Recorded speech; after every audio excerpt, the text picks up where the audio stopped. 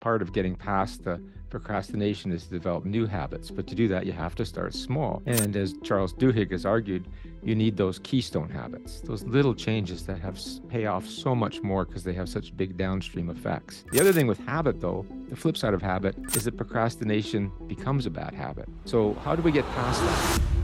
So there's some solid social psychological research, not out of my group, but others, psychologists, that show that when we make progress on a goal, it fuels our well-being.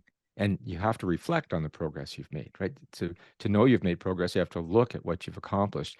And this, again, is really crucial to anyone who's tuning in, because we're talking about procrastination, is that if you can make a little bit of progress, like prime the pump, that's going to fuel your well-being. We all know the downward spiral of procrastination. The more I put it off, the worse I feel, and the more I put it off. Just a little bit of progress. What's that next action I can do? And if we do that action, we make that bit of progress, we reflect on it, and we go, that feels good. And of course it does. And that's going to fuel your well-being to do more.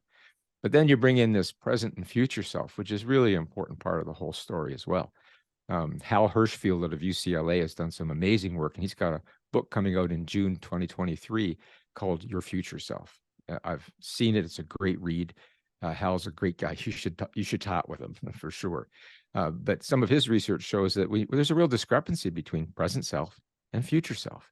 We actually think about future self more like a stranger, physiologically, and certainly in terms of how we deal with future self. And in our research, we've shown that if we can think about future self more, we develop more empathy for future self, and that empathy is related to less procrastination. So there's a few things in there. Of course, there always are. And the second one is this discrepancy between present self and future self. And it's part of the procrastination story. Oh, future self will do it. Future self hates present self for that. Shut up. I don't want to do it. I'm going to have more time pressure. But if you look ahead to future self, you say, I don't want to do that to future self.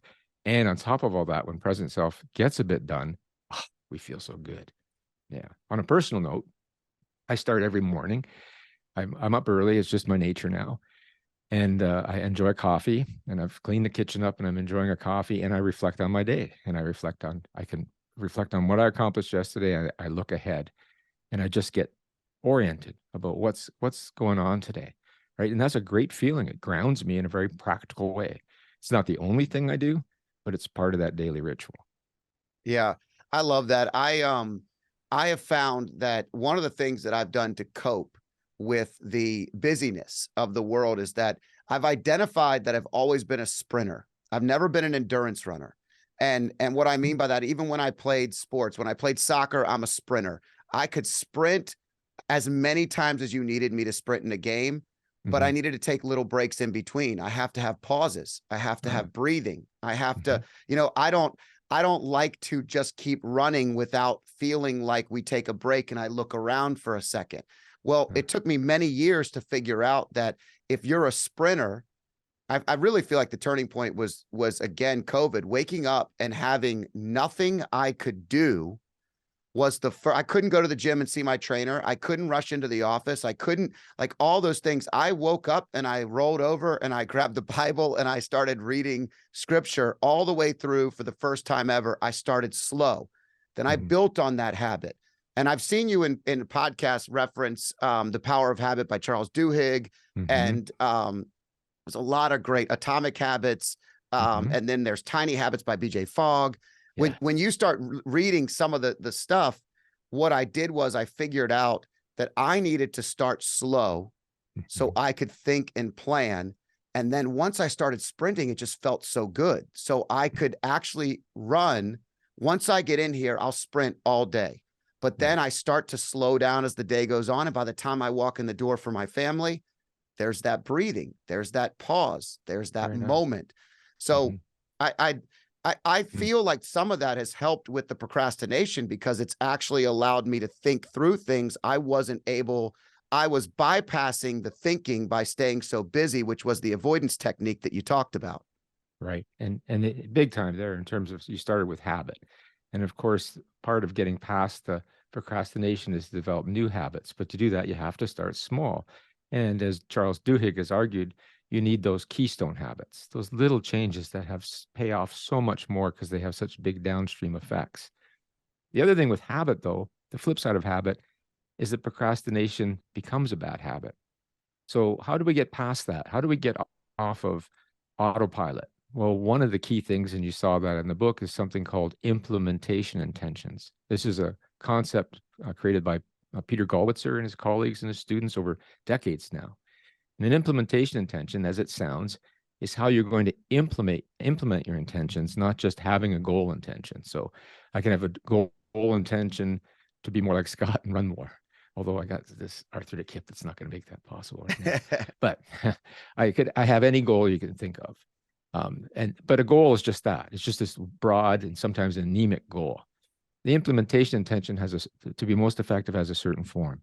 In situation X, I'm going to do behavior Y to achieve sub-goal Z. I said it like an American. Instead of us Canadians, we'd say Z. Situation X, I do behavior Y.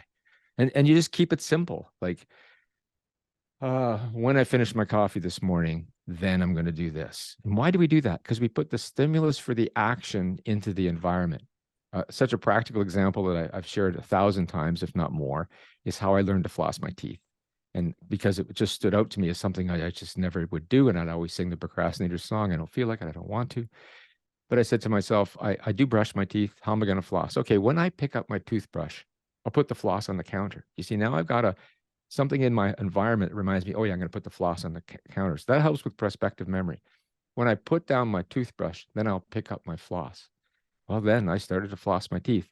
Now, I know some of your listeners are going, that's gross, man. You should floss your teeth before you brush.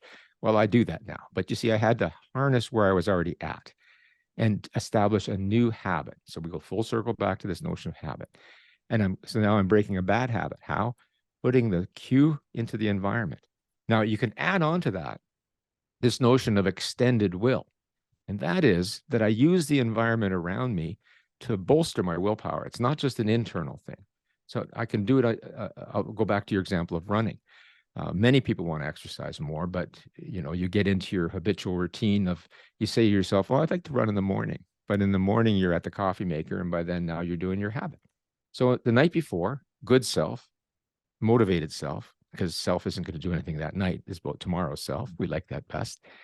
Good self puts the running shoes right in front of the coffee maker. And you get to the coffee machine and go, oh yeah, I need to run. You see, now, not only am I putting the stimulus into the environment, I'm starting to create the environment that starts to harness my goals. Oh yeah, those running shoes are there for a reason. I'm going to put them on now and get out the door. And if I can add one more thing to that, because they're always build on each other, is just kind of look at what's the next action. Because if I look at those shoes, I'm probably going to say to myself, I'm too tired this morning, or I'm too busy this morning, or you think there's a million excuses. We're so good at it. Instead, just say, all I'm going to do is step out the door and start to walk, right? Just keep it simple. Don't think about the whole run. Just, I'm going to put the shoes on and step out the door. Now, the crazy thing about human beings is that, as the behavioral economists say, we are so predictably irrational that 10 minutes later, I'm sure I'm going to be running the Boston Marathon next year, right? Because now I'm out and I'm running. And that's the way the brain works, right? It's just constantly thinking, feeling, and we let it rule us too much. Yeah. So there's a bit of a riff on this notion of starting with habit, but then how do we not only establish new habits, but break bad habits? Yeah. Yeah, I find anchoring it to something. BJ Fogg talks about this specifically in his Tiny Habits book, and anchoring it.